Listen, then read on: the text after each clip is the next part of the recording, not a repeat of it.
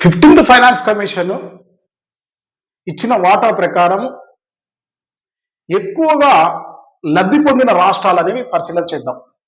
ఎక్కువగా లబ్ధి పొందిన రాష్ట్రాలు ఎలా లబ్ధి పొందాయి ఇవి అంటే వెయిటేజ్ ఎక్కువ ఇవ్వడం ద్వారా, అంటే 14th ఫైనాన్స్ కమిషన్ కి 15th ఫైనాన్స్ కమిషన్ కి మధ్య గల డిఫరెన్సెస్ ద్వారా ఈ యొక్క కొన్ని రాష్ట్రాలు ఎక్కువగా లబ్ధి పొందాయి, అంటే తన యొక్క పర్సంటేజ్ ని ఇంక్రీజ్ చేసుకున్నాయి.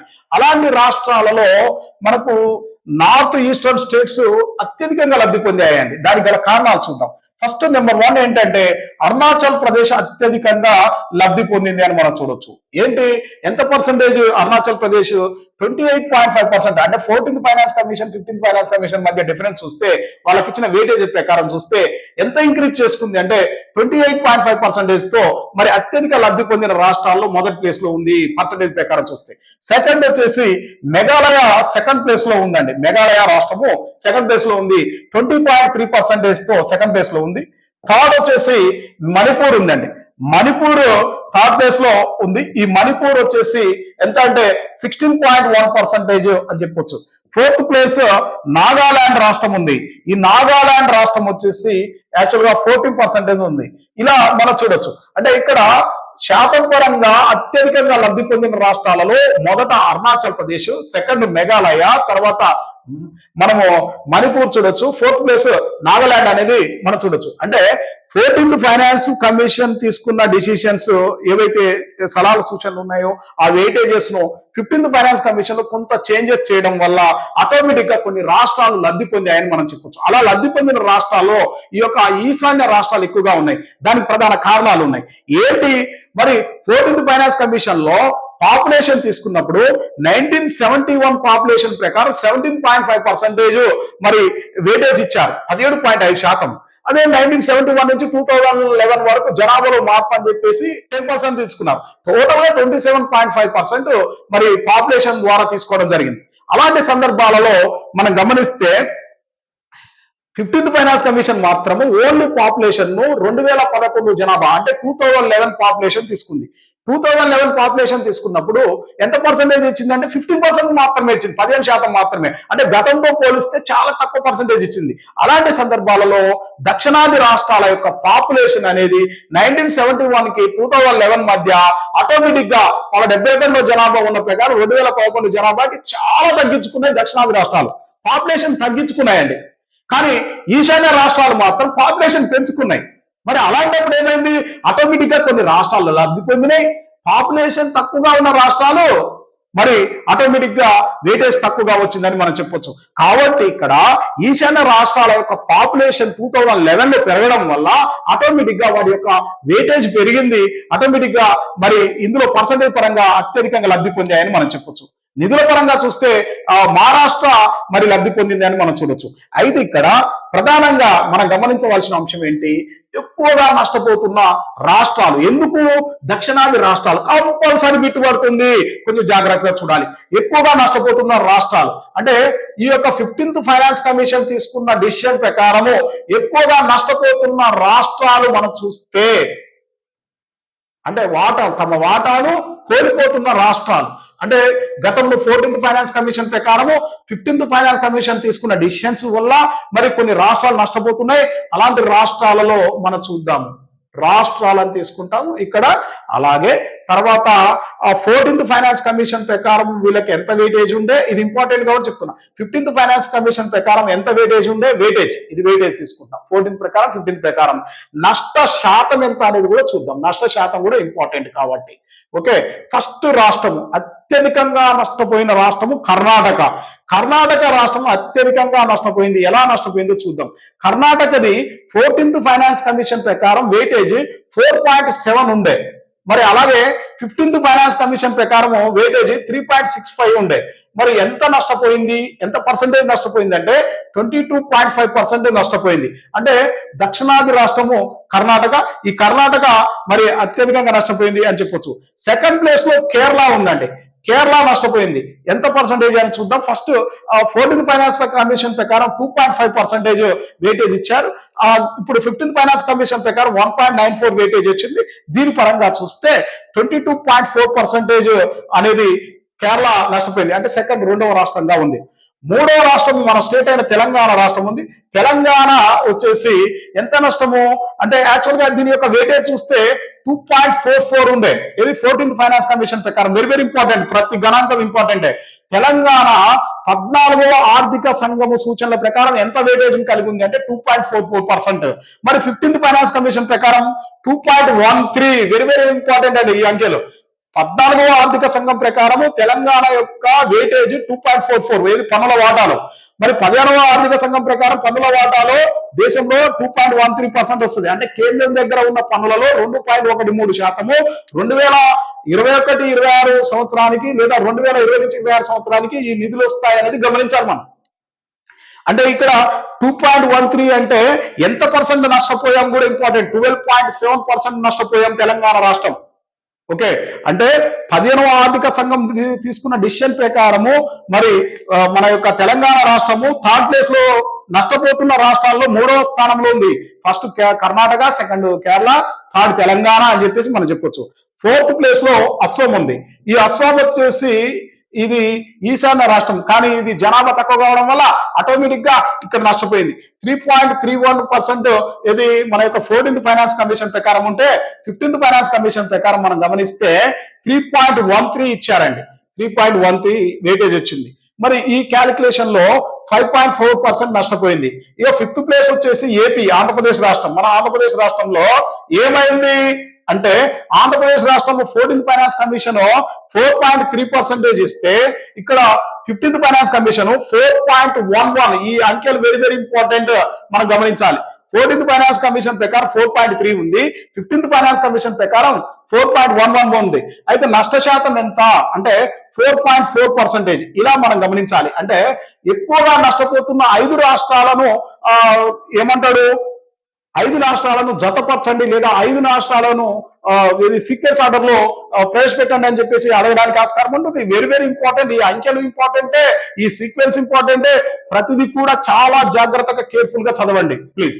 తర్వాత మనము ఇలా 15వ ఆర్థిక సంఘం వల్ల లబ్ధి పొందుతున్న రాష్ట్రాలు చూసాము, ఎక్కువగా నష్టపోతున్న మొదటి 5 రాష్ట్రాలు కూడా చూసాము. మరి ఇక్కడ ఇతర సిఫారసులు ఏమున్నాయి అంటే 15వ ఆర్థిక సంఘం చేసిన ముఖ్యమైన సిఫారసులు ఏమున్నాయి? ఇందులో సిఫారసులు మనం చూస్తే గ్రాంట్లు అనేవి ఉన్నాయి, చూద్దాం. రైట్, నెక్స్ట్ మనము గ్రాంట్స్ అనేవి తీసుకుంటే గ్రాంట్లు అనే అంశాన్ని తీసుకుంటాం. గ్రాంట్స్ ఇన్ ఎయిడ్ అని. గ్రాంట్లను మనం పరిశీలిస్తే 275 ఆర్టికల్ ప్రకారము ఒక రాష్ట్రానికి గ్రాంట్ పొందే అర్హత ఉంటుంది. మరి ఈ యొక్క గ్రాంట్ల పరిమాణాన్ని నిర్దేశించేది ఎవరంటే ఫైనాన్స్ కమిషన్ అని చెప్పుకున్నాం. 282 ఆర్టికల్ ప్రకారము మరి కేంద్రము తన విచక్షణతో రాష్ట్రాలకు గ్రాంట్లు ఇవ్వచ్చు అని చెప్పుకున్నాం. అలా అంటే గ్రాంట్ల పరిమాణాన్ని 282 ఆర్టికల్ ప్రకారం గ్రాంట్ల పరిమాణాన్ని నిర్ణయించేది ఎవరంటే కేంద్ర ప్రభుత్వం. ఇలా మనం గమనించవచ్చు. అయితే ఇక్కడ మనకి 15th ఫైనాన్స్ కమిషన్ ఈ 15th ఫైనాన్స్ కమిషన్ ప్రకారము గ్రాంట్లు మరి ఎంత గ్రాంట్లు ఇవ్వాలని చెప్పేసి అంటే 2021-26 రిపోర్ట్ చెప్తున్నానండి. 2020-21 రిపోర్ట్ ఉంటుంది, 2021-26 రిపోర్ట్ ఉంటుంది. మనకు ఈ 2021-26 రిపోర్ట్ మనకి ఇంపార్టెంట్. ఈ ఇంపార్టెంట్ రిపోర్ట్నే మనం గమనించాలి. అయితే ఇక్కడ 2021-26కు ఎంత 10.33 lakhs crores అండి, లక్షల కోట్ల రూపాయలను మరి సిఫారసు చేసింది 15th ఫైనాన్స్ కమిషన్. ఇందులో స్థానిక ప్రభుత్వాలకు మనకి ఇందులో ఇది పంచాయతీలు కానీ లేకపోతే మున్సిపాలిటీలకు కానీ ఎంత ఇవ్వాలని చెప్పింది గ్రాంట్లు అంటే 4.36 lakhs crores ఇవ్వాలని చెప్పింది. ఇవి అంకెలు కూడా కొంచెం గుర్తుపెట్టుకోవాల్సిన సందర్భం ఉంది.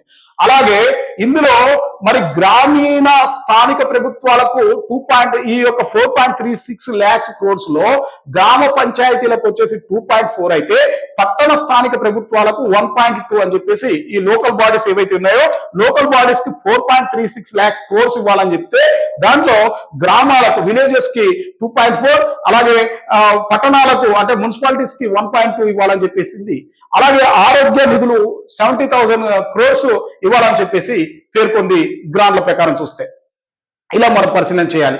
ఇక మరొక అంశం ఏంటంటే రెవెన్యూ లోటు గ్రాంట్లు. ఇది వెరీ వెరీ ఇంపార్టెంట్ అండి. చూద్దాం రెవెన్యూ లోటు గ్రాంట్లు ఎలా ఉంటాయి అనేది మనం గమనిస్తే 15th ఫైనాన్స్ కమిషన్ రెవెన్యూ లోటు గ్రాంట్లను అంటే రెవెన్యూ డెఫిసిట్ గ్రాంట్స్ ను 2021-26 సంవత్సరాలకు అంటే 2021-26 ఈ ఆర్థిక సంవత్సరాలకు ఎన్ని రాష్ట్రాలకు ఇవ్వాలని గుర్తించింది అంటే 17 రాష్ట్రాలకు అంటే 17 స్టేట్స్ కి ఇవ్వాలని చెప్పింది.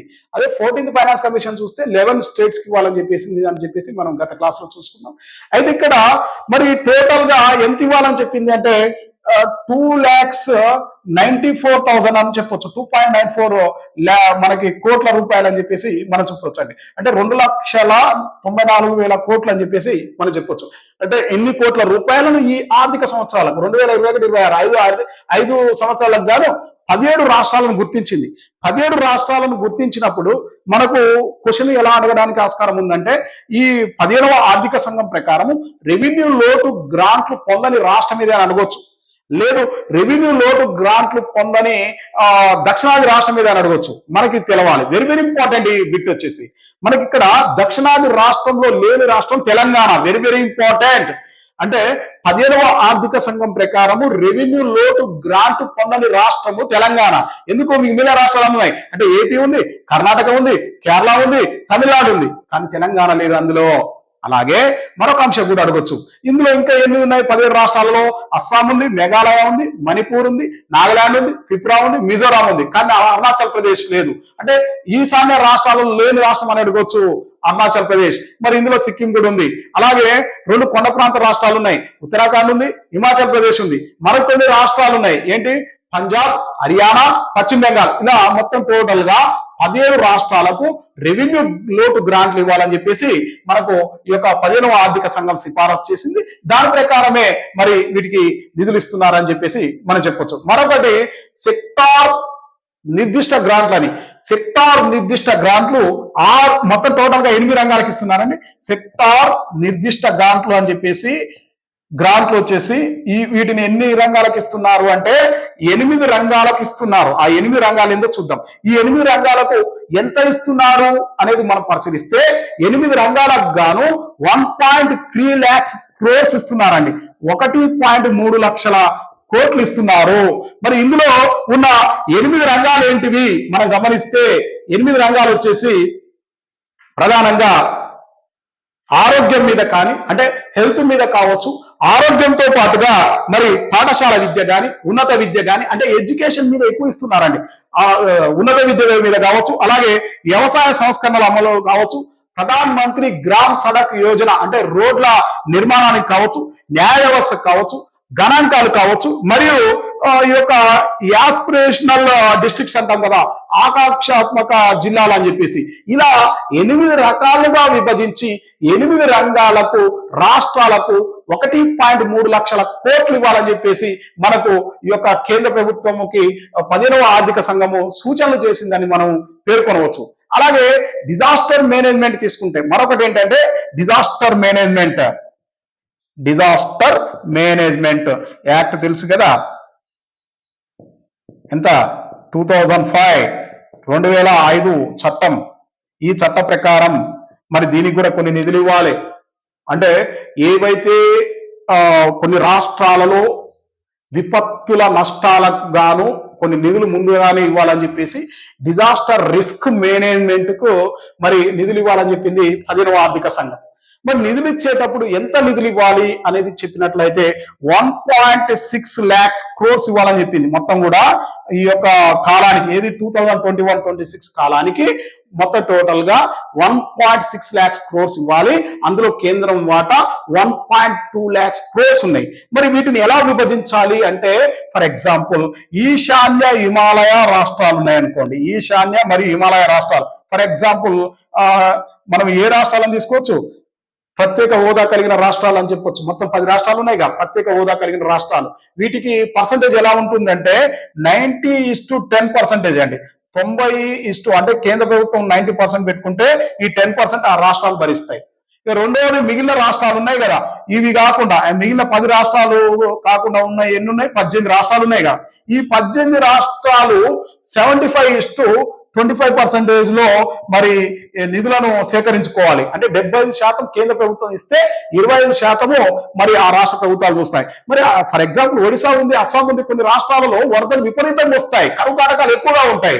మరి అలాంటప్పుడు కేంద్రం ఎంత 75% నిధులు ఇస్తే, ఫర్ ఎగ్జాంపుల్ 10 కోట్ల నష్టం జరిగితే అందులో 75 అంటే 7.5 కోట్లు కేంద్ర ప్రభుత్వం విధించుకుంటే 2.5 కోట్లు రాష్ట్రము భరించాలి. మరి అలాంటి సందర్భాలలో ఈ రాష్ట్రాలు స్పెషల్ కేటగిరీ స్టేటస్ కావాలని చెప్పేసి కోరుకుంటున్నాయి. ఇక్కడ ఈ పర్సంటేజ్ మీకు అర్థమవుతుంది. అందుకే ఎందుకు కోరుకుంటున్నాయి అనేది ఇక్కడ ప్రధానంగా మనం చూడొచ్చు. అంటే నిధులు ఇచ్చే విధానంలో డిఫరెన్స్ ఉంటుంది కాబట్టి. అందుకే మరి ఈ డిజాస్టర్ రిస్క్ మేనేజ్మెంట్ కూడా ఇంత పర్సంటేజ్ ఇవ్వాలని చెప్పేసి మనకు కేంద్రానికి 16వ ఆర్థిక సంఘం కొన్ని సూచనలు చేసింది అని చెప్పేసి, కొన్ని సిఫారసులు చేసింది అని చెప్పేసి మనం చెప్పొచ్చు.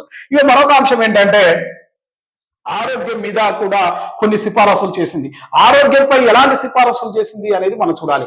ఆరోగ్యంపై సిఫారసులు మనకి హెల్త్ మీద ఎలాంటి సిఫారసులు చేసిందంటే, వాస్తవానికి 2022కే కంప్లీట్ కావాలండి. 2022 మార్చి 31 లోపు కంపల్సరీ ప్రతి రాష్ట్రం కూడా 8% కంటే, అంటే తమ బడ్జెట్ లో 8% కంటే తక్కువ పెట్టకూడదు. ఎందులో? ఆరోగ్యంకు, హెల్త్ కు 8% కంటే ఎక్కువే ఖర్చు చేయాలని చెప్తుంది. ఆరోగ్య ఖర్చులు తమ బడ్జెట్ లో 8% కంటే ఎక్కువే పెట్టాలని చెప్తుంది. ఇందులో ప్రాథమిక ఆరోగ్యానికి ఈ సంరక్షణ కోసం మొత్తం ఆరోగ్యం మీద పెట్టే ఖర్చు కూడా 2/3 వంతు ఉండాలని చెప్పేసి 10వ ఆర్థిక సంఘం సిఫారసులు చేసింది అనేది గమనించాలి. ఇది వెరీ వెరీ ఇంపార్టెంట్. మనం అలాగే మరొకటి ఏంటి, రక్షణ మరియు ఇంపార్టెంట్ చూస్తున్నామండి. రక్షణ మరియు అంతర్గత భద్రత అంటున్నాం. ఈ భద్రత కోసం సపరేట్ ఫండ్ను పెట్టాలని అన్నది. ఈ ఫండ్ ఏంటంటే మనం గమనించినట్లయితే MFDIS అంటున్నాం. ఏంటి? దీనికి ఒక ఫండ్ అంటున్నాం. ఏంటి అంటే ఇది modernisation fund for okay defence and మనకి ఇక్కడ ఏమంటున్నాం, అంతర్గత అంటున్నాం, అంటే ఇంటర్నల్ సెక్యూరిటీ అంటున్నాం. ఇలా మనం చూడొచ్చు. అంటే రక్షణ మరియు అంతర్గత భద్రత కోసం ఆధునికీకరణ పథకం అని చెప్పేసి ఒక ఫండ్ను ప్రవేశపెట్టాలని చెప్పేసి చెప్పింది. ఈ 2021-26కు గాను 2.4 లక్షల కోట్ల కార్పస్ ఫండ్ రక్షణ శాఖ దగ్గర ఉండాలని చెప్పేసి పేర్కొన్నది. మరి రక్షణ శాఖ ఏం చేస్తుంది? ఈ ఫండ్ కావాలన్నప్పుడు రక్షణ శాఖ కూడా కొంత పర్సంటేజ్ కేంద్రం దగ్గర ఉంటే తన దగ్గర ఉన్న పెట్టుబడుల ఉపసంహరణ ద్వారా, అంటే డిస్ఇన్వెస్ట్మెంట్ ద్వారా కూడా కొన్ని నిధులను సేకరించి ఈ యొక్క రక్షణ అంతర్గత భద్రతపై ఒక నిధులు ఏర్పాటు చేసి 2021-26కు గాను ఆకస్మికంగా ఏదైనా అనుకోని దుర్ఘటనలు ఏర్పడినప్పుడు ఆ ఫండ్ను ఖర్చు చేస్తుంది అని చెప్పేసి మనం చూడొచ్చు. ఇలా మరొక అంశాన్ని చూడొచ్చు. అంటే ఆరోగ్య సిఫారసులు చూసినాం, డిజాస్టర్ రిస్క్ మేనేజ్మెంట్ సిఫారసులు చూసినాం, సెక్టార్ నిధి నిర్దిష్ట గ్రాంట్ల గురించి చూసినాం, రెవెన్యూ లోటు గ్రాంట్ల గురించి చూసినాం, అలాగే గ్రాంట్ల గురించి చూసాం. నెక్స్ట్ వెరీ వెరీ ఇంపార్టెంట్ ఏంటంటే మరి ఒక రోడ్ మ్యాప్ ఉండాలి. అంటే ఆర్థికంగా కుదుట పడడానికి ఎలాంటి రోడ్ మ్యాప్ ఉండాలనేది మనకి ఇంపార్టెంట్.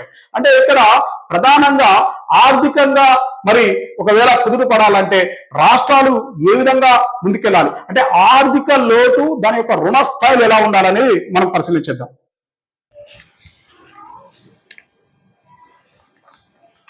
నెక్స్ట్ మనకి 15వ ఆర్థిక సంఘం ప్రధాన సిఫారసులలో ఆర్థిక లోటు మరియు రుణ స్థాయిలు ఎలా ఉన్నాయని చెప్పేసి కమిషన్ సూచన చూస్తే దీన్ని physical deficit and debt levels అంటారండి. ఈ డెట్ లెవెల్స్ లో రానున్న అంటే 2025-26 ఆర్థిక సంవత్సరానికి గాను 15వ ఆర్థిక సంఘం సిఫారసులు ఎప్పటి వరకు కొనసాగుతాయి? 2025-26 అంటే 26 మార్చి 31 వరకు ఈ యొక్క 15వ ఆర్థిక సంఘం యొక్క సిఫారసులు అమల్లో ఉంటాయి. ఈ సిఫారసుల ప్రకారం మనం గమనించినట్లయితే ఇక్కడ ఆర్థిక లోటు, దీన్నే ఫిజికల్ డెఫిసిట్ అంటాం, దీన్నే కోశ లోటు అంటాం, దీన్నే విత్త లోటు అంటామండి. ఈ విత్త లోటు ఎలా ఉండాలి అంటే యాక్చువల్ గా కేంద్రం యొక్క జీడిపిలో, గ్రాస్ డొమెస్టిక్ ప్రొడక్ట్ లో 2025-26 నాటికి కేంద్రం జీడిపిలో కేంద్రము తన కోశ లోటును 4% వరకు తగ్గించుకోవాలి. ఇది ప్రధానమైన ఉద్దేశం. దీని యొక్క ప్రధాన సిఫారసులు 4%కు తగ్గించుకోవాలి. మరి రాష్ట్రాలు ఎలా తగ్గించుకోవాలి? రాష్ట్రాలు తమ జిఎస్డిపి అంటున్నాం, గ్రాస్ స్టేట్ డొమెస్టిక్ ప్రొడక్ట్ లో కోశలోటు అంటే ఫిజికల్ డెఫిసిట్. ఇక్కడ లోటు ప్రధానంగా చూస్తే మనకి ప్రైమరీ డెఫిసిట్ అని, ఫిజికల్ డెఫిసిట్ అని, రెవెన్యూ డెఫిసిట్ అని ఈ అంశాలను మనం తర్వాత బడ్జెట్ చెప్పేటప్పుడు అక్కడ మీకు క్లియర్ గా వివరించడం జరుగుతుంది, చూడండి. అయితే ఇక్కడ రాష్ట్రాలు తమ జిఎస్డిపిలో ద్రవ్య లోటును ఎట్లా తగ్గించుకోవాలి అంటే ఇక్కడ ప్రధానంగా ఫస్ట్ 21-22 ఫైనాన్షియల్ ఇయర్ ఆర్థిక సంవత్సరాన్ని తీసుకుంటే అక్కడ 4% తగ్గించుకోవాలి. 2022-23 ఆర్థిక సంవత్సరాన్ని తీసుకుంటే 3.5% వరకు తగ్గించుకోవాలి. 2023-24 అంటే 23-24, 24-25, 25-26 వరకల్లా 3% వరకు తగ్గించుకోవాలి రాష్ట్రాలు తమ యొక్క జిఎస్డిపిలో. ఇది ప్రధానమైన సిఫారసు. మరొక ప్రధాన సిఫారసు చూద్దాం, అదేంటంటే విద్యుత్ సంస్కరణలు. నేడు రాష్ట్రాలలో డిస్కిమ్ సంస్థలు ఏది ఈ యొక్క ఎలక్ట్రిసిటీ డిపార్ట్మెంట్ కి సంబంధించి ట్రాన్స్కో కానీ జెన్కో కానీ డిస్కిమ్ సంస్థలు ఎక్కువగా మనకు ఈ యొక్క ఎలక్ట్రిసిటీని సప్లై చేసే డిపార్ట్మెంట్ ఎక్కువగా కూడా లాస్ అయినవి అని మనం చెప్పొచ్చు. మరి వీటిని ప్రైవేటీకరణ చేయాలని చెప్పేసి గవర్నమెంట్ ఆలోచిస్తుంది. అలాంటి ఆలోచనను పక్కకు పెట్టాలంటే కొన్ని సంస్కరణలు చేయాలి. అలాంటి సంస్కరణల్లో మరి విద్యుత్ సంస్కరణల్లో చూస్తే ప్రధానంగా మరి 4 రకాల సంస్కరణలు చేస్తే వాటికి అదనంగా ఇంకా తన జిఎస్డిపిలో 0.5% ఎక్కువ రుణాలను తీసుకునే అవకాశాలను కల్పించాలని చెప్పేసి కేంద్ర ప్రభుత్వానికి 15వ ఆర్థిక సంఘం సూచనలు చేసిందని మనం చెప్పొచ్చు. మరి ఆ సంస్కరణలు ఏంటి అంటే ఈ 4 సంస్కరణలు చేసినట్లయితే నెంబర్ 1 కార్యాచరణ నష్టాలను తగ్గించాలి. అంటే ఏంటి కార్యాచరణ నష్టాలు తగ్గించడం అంటే ఇక్కడ రిడక్షన్ ఇన్ ఆపరేషన్ లాసెస్. ఇప్పుడు ఎలక్ట్రిసిటీ సంస్థలు ఏవైతే ఉన్నాయో, డిస్కమ్ సంస్థలు ఏవైతే ఉన్నాయో తమ యొక్క ఆపరేషన్ లాసెస్ తగ్గించుకోవాలండి. అలా తగ్గించుకున్నప్పుడు అంటే ఆటోమేటిక్ ఏమైతాయండి ప్రాఫిట్ లోకి వెళ్ళిపోతాయి. అలా వెళ్ళినప్పుడే ఆ సంస్థను మరి ముందు అంటే మనం యొక్క టోటల్ గా రెవెన్యూలో ఉంటుందని చెప్పేసి మనం చెప్పుకోవచ్చు. అలాగే రిడక్షన్ ఇన్ గ్యాప్, దీన్ని ఆదాయాంతరంలో తగ్గింపు, ఈ యొక్క రెవెన్యూ గ్యాప్ ను కూడా తగ్గించుకోవాలి. చాలా నష్టాలలో ఉంది, ఆ గ్యాప్ ను తగ్గించుకోవాలని చెప్పేసి ప్రధానంగా చెప్తున్నది. మరొకటి ఏంటంటే మరి నగదు సబ్సిడీ చెల్లింపు ప్రత్యక్ష ప్రయోజన బదిలీని స్వీకరించడం ద్వారా తగ్గింపు. అంటే ఏంటి ఇక్కడ reduction in payment of cash subsidy by adopting direct benefit transfer అంటాం. అంటే ఏంటంటే క్యాష్ సబ్సిడీని తగ్గించుకోవాలి. ఇక్కడ ఏదైతే పేమెంట్ చేసే క్యాష్ సబ్సిడీ ఉందో దాన్ని డైరెక్ట్ బెనిఫిట్ ట్రాన్స్ఫర్ ద్వారా చేస్తే బాగుంటుంది అని చెప్పేసి ఈ యొక్క మరొక సంస్కరణ చెప్పడం జరిగింది. మరొక అంశం ఏంటంటే రాబడి శాతంగా ఈ యొక్క టారిఫ్ సబ్సిడీని తగ్గించాలి. టారిఫ్ సబ్సిడీని తగ్గించడం అంటే ఏంటంటే reduction in tariff subsidy as a percentage of revenue అని చెప్పేసి మనం చెప్పొచ్చు. అంటే ఈ విద్యుత్ సంస్కరణలో ప్రధానంగా ఈ 4 సంస్కరణలు రాష్ట్రాలు చేస్తే రాష్ట్రాలకు 0.5 అదనపు వార్షిక రుణాలను అందించాలని చెప్పేసి మన యొక్క 10వ ఆర్థిక సంఘం సూచించింది. మరి దీన్ని ఆ రాష్ట్రాలు ఎలా ఫాలో అవుతాయంటే మొదటి 4 సంవత్సరాల్లో అంటే 2021-25కి ఈ యొక్క రాష్ట్రాలకు జిఎస్డిపిలో మరి 0.5% అదనంగా రుణాలను పొందడానికి అవకాశం ఇస్తుంది కేంద్ర ప్రభుత్వము అని చెప్పేసి మనం చెప్పొచ్చండి. ఇలా మనం చూడొచ్చు. మరొక అంశం ఏంటంటే టోటల్ లయబిలిటీస్, మొత్తం అప్పులు తీసుకున్నట్లయితే అంటే కేంద్ర ప్రభుత్వం దగ్గర ఉన్న మొత్తం అప్పులు తీసుకున్నట్లయితే ఇక్కడ కేంద్రానికి మరియు రాష్ట్రాలకు మధ్య కోశలోటు తగ్గించడానికి అంటే ఫిజికల్ డెఫిసిట్ ను తగ్గించడానికి మరి కమిషన్ ఎలాంటి సూచనలు చేసింది మనం చూస్తే కేంద్రము తన జీడిపిలో 2020-21 నాటికి కేంద్రం దగ్గర వాటా 62.9% తగ్గించుకోవాలి. 2025-26 నాటికి 56.6% తగ్గించుకోవాలి అని అన్నది. నాటికి 62.9 నుంచి తమ యొక్క కేంద్రం రుణాలలో వాటా మొత్తం అప్పులలో వాటా 56.6% తగ్గించుకోవాలని చెప్పేసి మనకి సూచన చేసింది. మరొక అంశం ఏంటంటే రాష్ట్రాలు 2020-21 నాటికి 33.1% వాటాను కలిగి ఉంటే 2025-26 నాటికి ఈ యొక్క వాటాను 32.5% కి తగ్గించుకోవాలన్నమాట. రాష్ట్రాలు కూడా 33.1% షేర్ ఉంటే ఆ వాటాను 32.5%కి తగ్గించుకోవాలని చెప్పేసి మరి ఈ యొక్క కమిటీ ప్రధానంగా సూచనలు చేసింది. అంటే 15వ ఆర్థిక సంఘం యొక్క ప్రధాన సూచనలు అనేవి మనం గమనించినాం. అంటే ఇక్కడ ప్రధాన సిఫారసులు మనం గమనించినాం. ఎప్పటి వరకు అమల్లో ఉంటుందండి 2026 మార్చి 31 వరకు ఈ యొక్క 15వ ఆర్థిక సంఘం యొక్క ప్రధాన సిఫారసులు అమల్లో ఉంటాయి అని చెప్పేసి మనం చెప్పొచ్చు.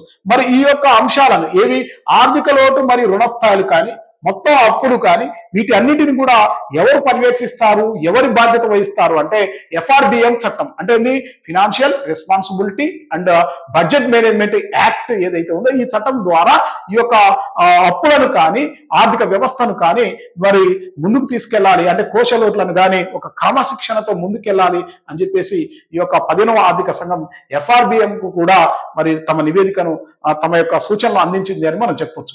16th ఫైనాన్స్ కమిషన్ ఎప్పుడు ఏర్పడింది? రైట్, దీన్ని 29/11/2023 ప్రధానమంత్రి నరేంద్ర మోడీ గారి ఆధ్వర్యంలో కేంద్ర మంత్రి మండలి సమావేశమై 16వ ఆర్థిక సంఘం యొక్క విధి విధానాలను రూపొందించడం జరిగింది. దీన్ని ఏమంటారంటే TOR అంటారు, టర్మ్స్ ఆఫ్ రెఫరెన్స్ అని చెప్పేసి మనం చెప్తాం. ఈ టర్మ్స్ ఆఫ్ రెఫరెన్స్ ఎట్లుండాలని చెప్పేసి 16వ ఆర్థిక సంఘం యొక్క కేంద్ర మంత్రి మండలి 29/11/2023 సూచనలు చేసిందని చెప్పేసి మనం పేర్కొనవచ్చు. అయితే ఈ 16వ ఆర్థిక సంఘమును ఎప్పుడు ఏర్పాటు చేశారు అంటే 31/12/2023 నియమించారు. ఎవరు నియమిస్తారండి? రాష్ట్రపతి నియమిస్తారు. ఏ ఆర్టికల్ ద్వారా? 280 ఆర్టికల్ ద్వారా. అదే 243 ఆర్టికల్ ద్వారా అయితే గవర్నరు రాష్ట్ర ఆర్థిక కమిషన్ ఏర్పాటు చేస్తారు. ఈ 16వ ఆర్థిక సంఘము సూచనలు చేస్తుంది అంటున్నాం. మరి ఈ సూచనలు ఎప్పటి నుంచి అమల్లోకి వస్తాయి? 2026 ఏప్రిల్ 1వ తారీఖు నుంచి అమల్లోకి వస్తాయి. 2031 మార్చి 31 ఎండ్ అవుతాయి. అంటే 16వ ఆర్థిక సంఘం యొక్క సూచనల కాలము 2026 నుంచి 31 వరకు తమ సిఫారసులు అమల్లో ఉంటాయని మనం చెప్పొచ్చు. 16వ ఆర్థిక సంఘం యొక్క సూచనలు ఎప్పటి నుంచి మొదలవుతాయంటే 2026 ఏప్రిల్ 1 నుంచి అమల్లోకి వస్తాయని మనం చెప్పొచ్చు. మరి ఈ 16వ ఆర్థిక సంఘానికి చైర్మన్ గా ఎవరు నియమించారు అంటే ఈయన అరవింద పనగారియా గారిని నియమించారండి. అరవింద పనగారియా. ఎవరు ఈ అరవింద పనగారియా మనం పరిశీలిస్తే ఇతను వచ్చేసి నీతి ఆయోగ్ మొదటి ఉపాధ్యక్షుడు. సార్, నీతి ఆయోగ్ ఎప్పుడు ఏర్పడిందండి? 2015 జనవరి 1న. దేని స్థానంలో? ప్రణాళికా సంఘ స్థానంలో నీతి ఆయోగ్ ఏర్పడింది. నీతి ఆయోగ్ కు మొదటి ఉపాధ్యక్షుడుగా అరవింద పనగారియా గారు పనిచేశారు. 2015 నుంచి 2017 మధ్య పనిచేశారు. తర్వాత కొలంబియా యూనివర్సిటీలో ప్రొఫెసర్ గా పనిచేశారు. ఆ తర్వాత ఇతన్ని చైర్మన్ గా నియమించారు. ఇప్పుడు 16వ ఆర్థిక సంఘానికి చైర్మన్ గా నియమించడం జరిగింది. దీన్ని యాక్చువల్ గా పార్లమెంట్ ఆమోదించింది. అలాగే రాష్ట్రపతి గారు మనకి 31/12/2023 16వ ఆర్థిక సంఘాన్ని ఏర్పాటు చేశారని చెప్పేసి మనం చెప్పొచ్చు. మరి తమ యొక్క సూచనలు, సలహాలు అంటే తాము నిర్వహించబోయే ఇది మనకి వర్టికల్ డిస్ట్రిబ్యూషన్ కానీ హారిజాంటల్ డిస్ట్రిబ్యూషన్ ద్వారా కానీ కేంద్రం తన దగ్గర ఉన్న పన్నులను ఏ విధంగా విభజన చేయాలో సలహాలు, సూచనలు అందిస్తుంది 16వ ఆర్థిక సంఘం అని చెప్పేసి మనం చెప్పొచ్చు.